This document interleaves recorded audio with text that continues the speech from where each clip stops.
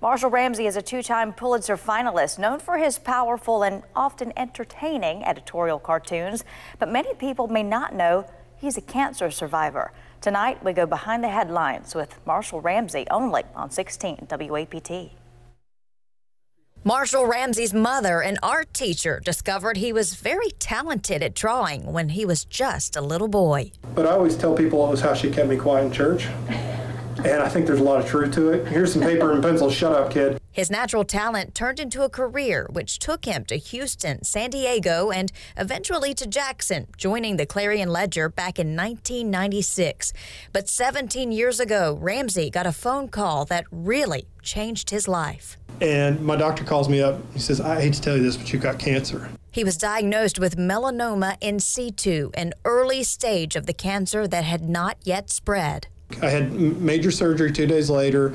I was under for several hours. I've got a scar about that long on my back. Ramsey is now cancer-free. He realized sharing his story might help others. I didn't tell anybody for a year I had this.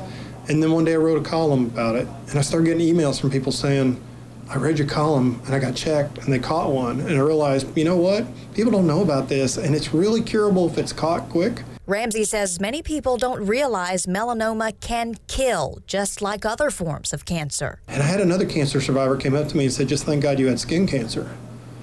And I realized people don't know how deadly melanoma can be. The American Cancer Society says more than 91,000 people will be diagnosed with melanoma in 2018.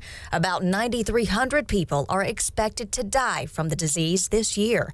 Ramsey stresses early detection is the key to surviving. If they have a mole that itches or bleeds or looks funny, or look up what signs of melanoma are and say, look, this doesn't look right, go to their doctor, get it checked, because that could save their life. Being a cancer survivor is a blessing that Ramsey is thankful to pay forward. It makes me appreciate every sunrise.